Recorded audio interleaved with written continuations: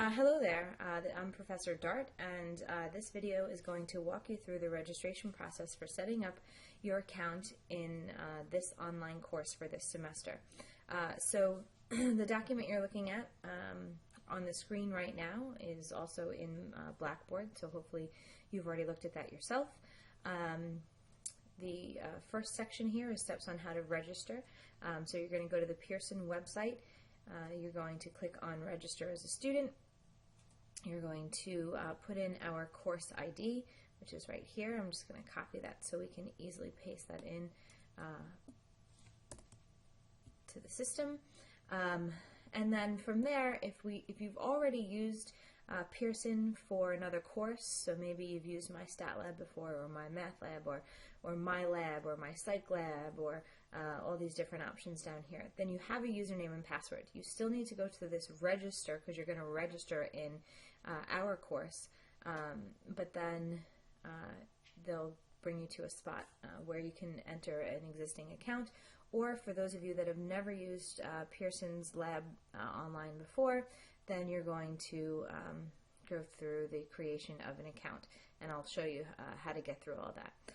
Then you're going to need to get some individual access, and we'll talk about that when we get there. The rest of this document just shows you how to log in the future once you set up your account. Pretty simple. Go to the website, sign in with your username and password that you created. And then there's a note here about upgrading to full access, which we'll also talk about in just a few minutes.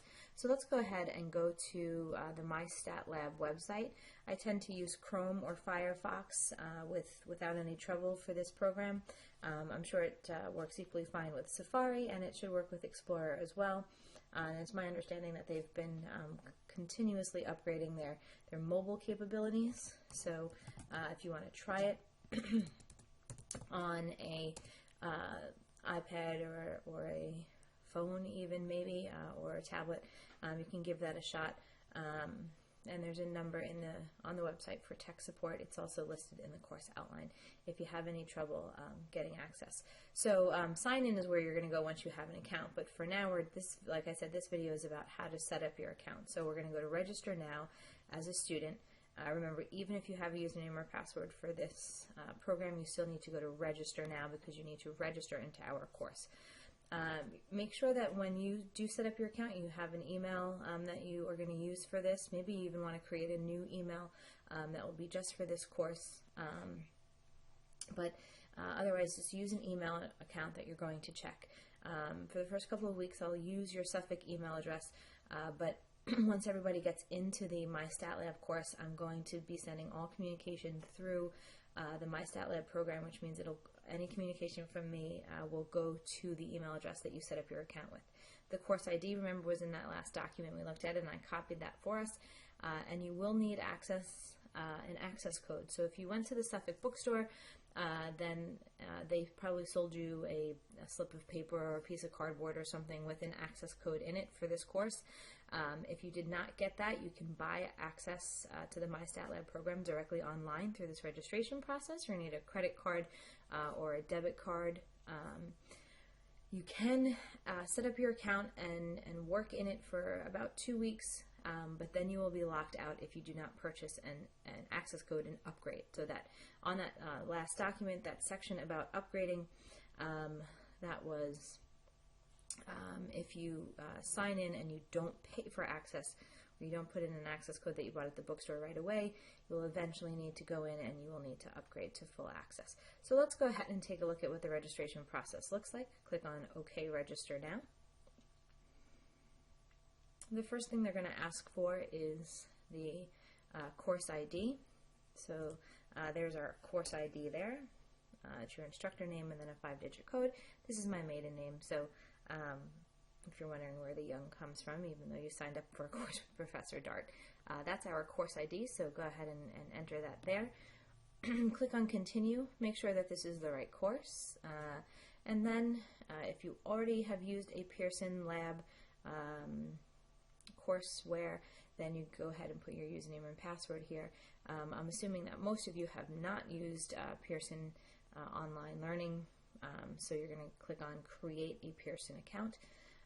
So I'm going to go ahead and click on that and show you what that looks like. You're going to enter an email address, I'm just making one up here. You're going to give yourself a username, so whatever you want your username to be. So like Great Gal 97, and then make sure that they approve that, and then a password. I'll make one up and not tell you what it is. Of course, I'm going to have to remember what that is because you have to enter it twice like most programs. So go ahead and, oh, and it doesn't like my password. Okay.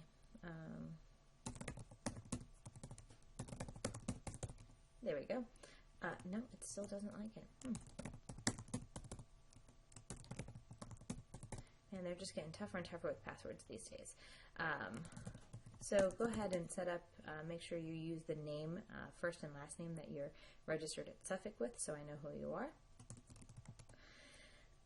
Make sure you select this stuff for a security question, just in case you forget your password. I don't have access to your account information like passwords, so you're going to have to go through the system in order to get that. My father, I don't think he even has a middle name, so we'll give him the name Bob. I've never had a student complain about this user agreement, so go ahead and read through that if you like, and then click on Accept and create your account. And here's where we get back to the payment for individual access. So if you got an access code from the Suffolk bookstore, you can go ahead and click here and enter it there. If you are able to right now, you can go ahead and pay for access online. So it's about $105. If you don't have the funds to do it today, you get temporary access for 14 days. This isn't like an extra 14 days. This will count against your account once you set it up. But the $105 of the access code you got for the bookstore should cover the whole semester, no problem. So you can get temporary access by clicking right here. So I'm going to go ahead and do that so you can see what the course looks like. Yes, activate my temporary access.